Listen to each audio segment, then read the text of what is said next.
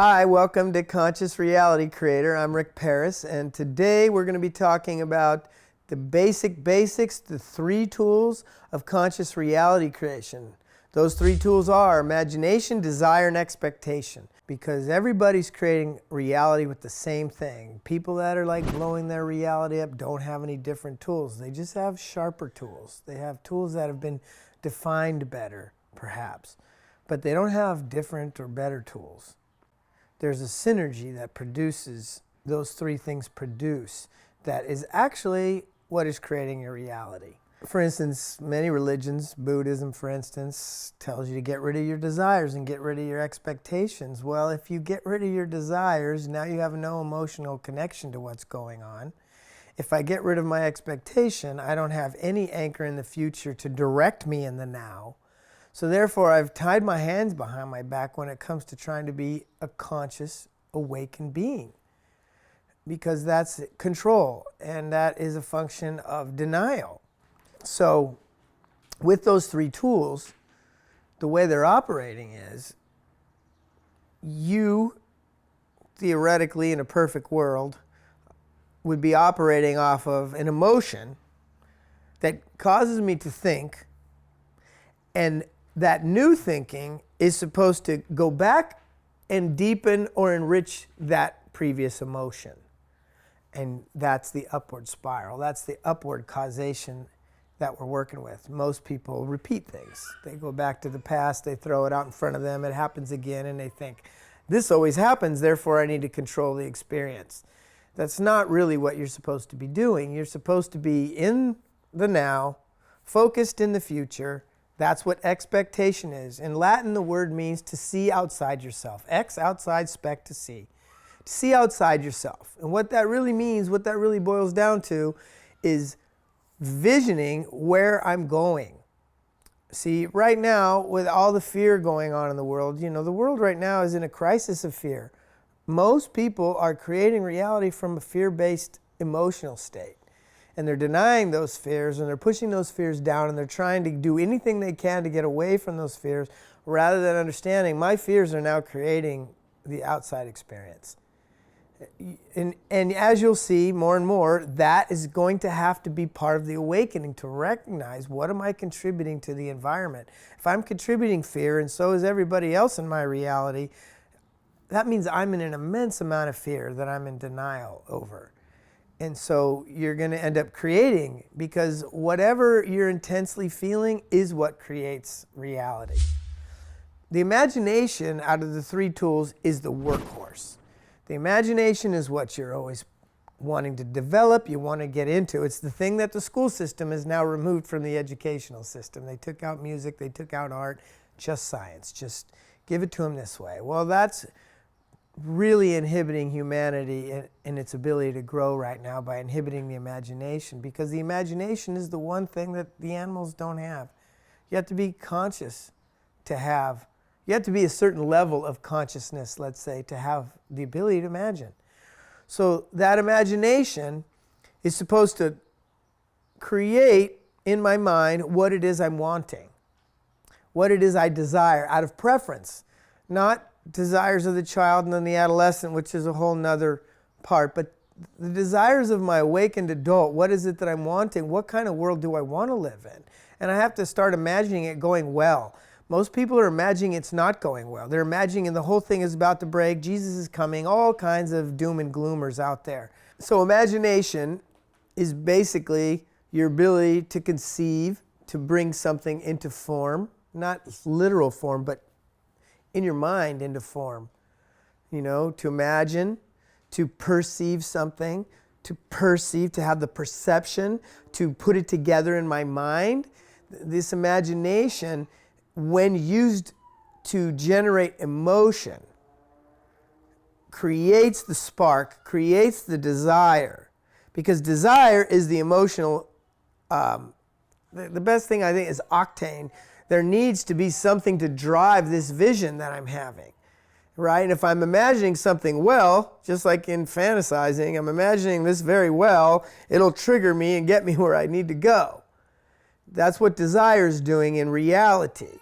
In reality, this entire experience is being generated by your imagination. It's just unconscious to you right now.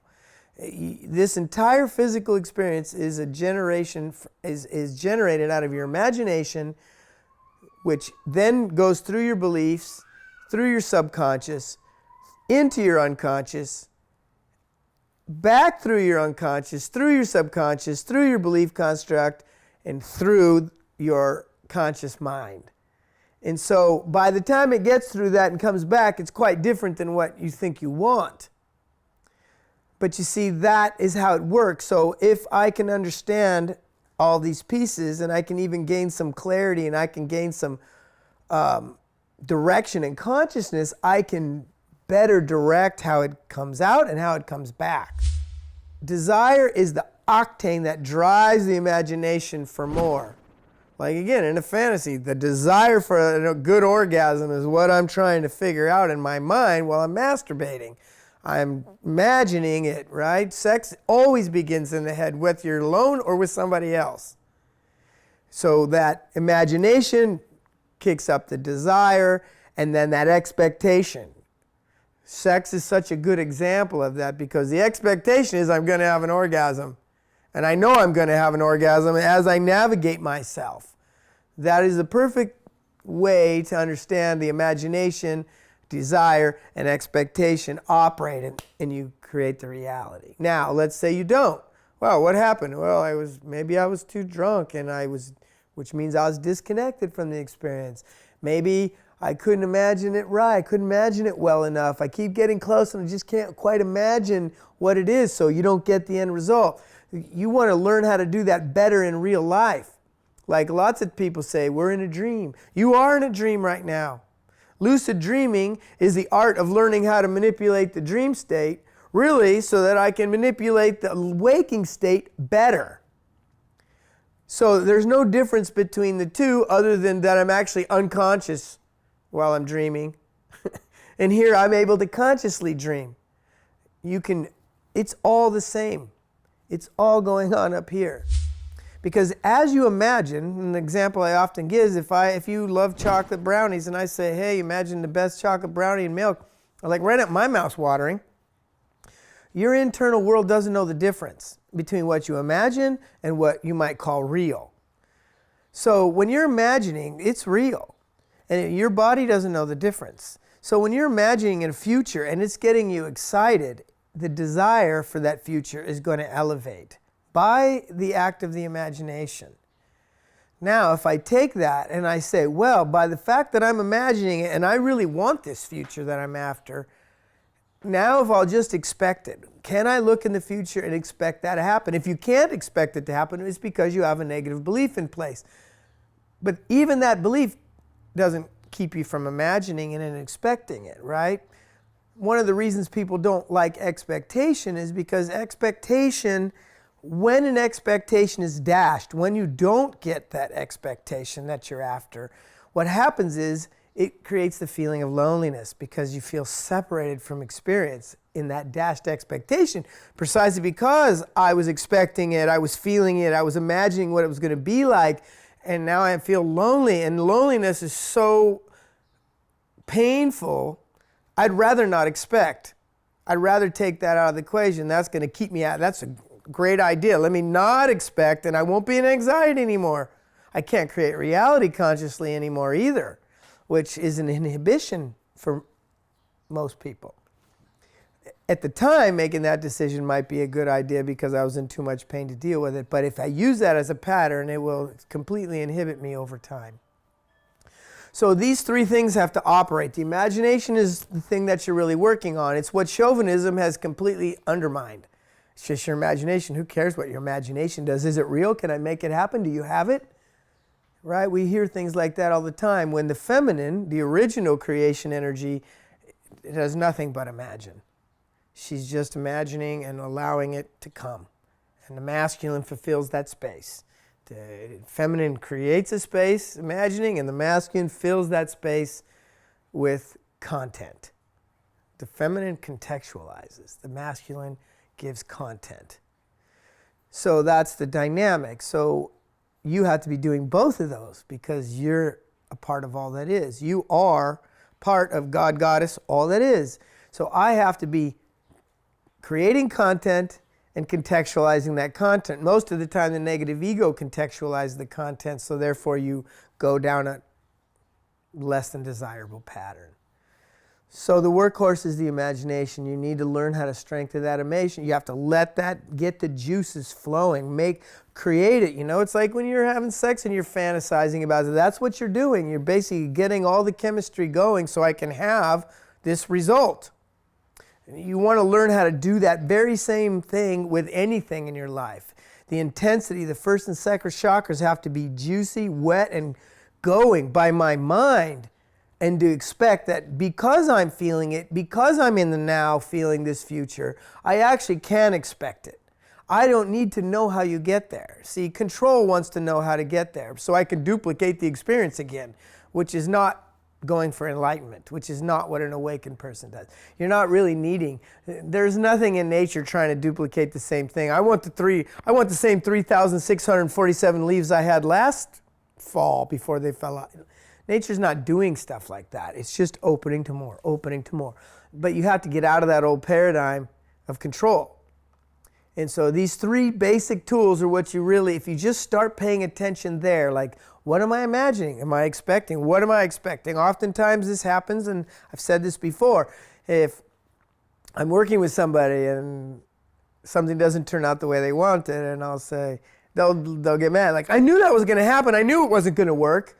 Well, if you could say that, that's really where your expectation was and you weren't conscious of it. If you could say, I knew that wasn't going to work, and it doesn't work, you got what you were expecting. You just weren't aware of what you were expecting. So becoming more aware of how am I thinking? Because thinking and feeling never go one without the other. You don't have a thought without a feeling, and you don't have a feeling without a thought, but we started this experience from an emotionally based place. You learn how to think while you're developing. You learn how to speak. You learn logic and reason.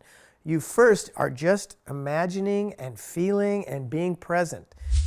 Expectation, desire, and imagination are all feminine energies. It's kind of what the church did was they took those and they turned it into God the Father, God the Son, God the Spirit. That's where the creation of three, chauvinism took it and twisted it. And it's because you know there's three something inside, there's three of something inside that motivates everything. And they give you a framework, they contextualize that for you. You buy into this three masculine energy when it's really three feminine. The ability to imagine, the ability to expect, the ability to desire. These are conception and perception, feminine qualities. Because it's a creating energy. So the three creative energies are desire, expectation, and imagination. So the more that you know this, the more that you sharpen those tools every day, and the more you start recognizing, wow, I really do imagine, but I imagine all the worst things. I'm on my way to work in the morning and I'm going to be 15 minutes late, and I'm already imagining what the boss is going to say to me when I walk in, or what's going to happen, or am I not even going to find a parking spot now because I'm late, and you're imagining all the stuff that could go wrong. And that's easy. You're used to that. You have to break that. You have to start saying, no, I'm going to make it on time. I'm just going to imagine that I'm there on time. Let's say you are 10 minutes late and you walk in and nobody else is there. You're really not technically late. You're early. So once you've got these three plates spinning, your motor is now running. My expectation, my desire, my imagination. Since imagination is the workhorse, that's the thing that's going to generate the other two. So what happens is this life ends up being more the way you're supposed to be operating. Thoughts are creating emotions. Those emotions are creating better thoughts, and they're creating new thoughts, and I'm taking new action, and I'm learning new skills as I'm excited about where I'm going to. I'm not doing it like, well, I'm going to have to do that, so I guess I'll do that, because I have to. I have no choice. I have to do that if I want that. If I want to be a doctor, I've got to go to school for 7 years, or whatever many years you've got to go for whatever it is you're wanting. But how many people really enjoy that process? Most people don't. Most people think it's grueling, difficult, push them. That's not, that model has to go away now. And it's going away, right? How many people are in college and in debt and they're not making the money that they were promised to make with this degree that they needed to get? If you want to be successful in the world, you need that. See, that doesn't work. You don't get what you want that way. You've got to get what you want because I'm excited after I pursue this thing that I've built up the desire for. You know, a lot of people are going to college because that's what my mom and dad told me. That's the best thing I'm at, so I'm doing what they said. I went to the college counselor and said, you're really good at math. You should be an architect. So I'm like, okay, I'm doing it. But am I excited? Am I fulfilling? That's not to say everyone isn't, but most people aren't, or we'd be living in a very different world than we do right now. So what I'm trying to make sure you understand is if I am imagining what I really want and I'm going for it, you're going to be in a higher state emotionally. You're going to be more excited about life. You're going to be more engaging in life. You're going to be waking up in the morning excited to get out of bed because I'm going after my dream. Now, if part of your dream leads you to something that doesn't feel good, you're going to know that's not the right thing for me because I'm not feeling good anymore about what it is I'm going for. So the form that I'm taking isn't right. So what do? You have to reimagine. It's going to take you in a new direction because you're going to know if I'm going after this and there's some grueling part that I feel like I just have to do, that's a limited belief that you're dealing with, which is other things that I talk about. But you don't need to have that. You may not even need to do that thing that you're worried about doing. You see, but the fact that you're not feeling good about doing that thing is something you're going to know now. I have to process this because I'm not feeling excited about pursuing my dream anymore because this part of the dream that I feel like I have to do doesn't feel good. So as I resolve that, I'll get back to my dream in resolving that negative emotion. You don't deny the negative emotion. You find out more about it, like where's this coming from? Why has this come up on my path to my dream? Because the steps to getting to a dream are the qualities of being there now. And if I hold the qualities of being where I want to go now, I'm much more likely to get that thing that I'm after. It's like sports figures do it all the time. They imagine, okay, I'm in meditation, I'm imagining the game-winning shot because I just want to be cool and calm when I'm there. Well, you've really taught your subconscious after doing it repetitively that when I'm in this situation, I just make the basket and I throw it up there and it goes in and I do it. I'm like, yeah, I meditated on the whole thing. I created that out of desire, expectation, and imagination. And when the moment came, everything just aligned with what it was I had already put in place. So your life involved with this structure is fun and exciting, and if it's not, you will go after why it's not, because that's something that I need to solve on my way. I'm taking a detour right now emotionally, and so now all I'm doing is saying, okay, there's a detour here. Why is this coming up? Oh, I have a negative belief about that, or I have a belief that I can't do that. Well, let's see if I can do, what's really scaring me. It will give you the impetus to find out what's there, so you can let it go and get back onto the good feelings about the dream that I'm going to uncover. That's a whole different way of experiencing life than the way most people are doing it now. Technically, in a lot of ways, they're doing it backwards. They're going, as soon as I see what I want out there, then I'll know. If you don't know, you can't create what it is. What's motivating me in the now? Waiting for something to show up. Waiting for the right thing, for the universe. The universe is just possibility structurizing according to your measuring devices. That's all the universe is. It doesn't help you. It's not your friend. It's your, maybe like, not even ally, really. It's just realm of possibility reflecting back who you say you are. That's it.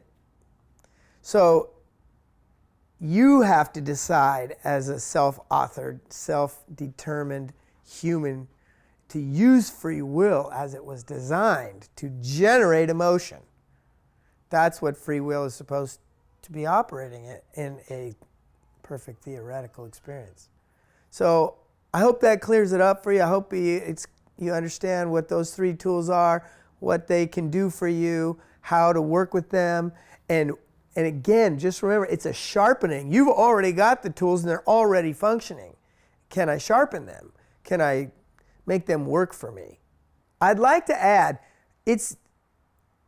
I'm talking to a camera. When I'm talking to a group of people or individual, it's much easier for me to communicate and easier when people ask questions and can clear up anything that I may have not said clearly.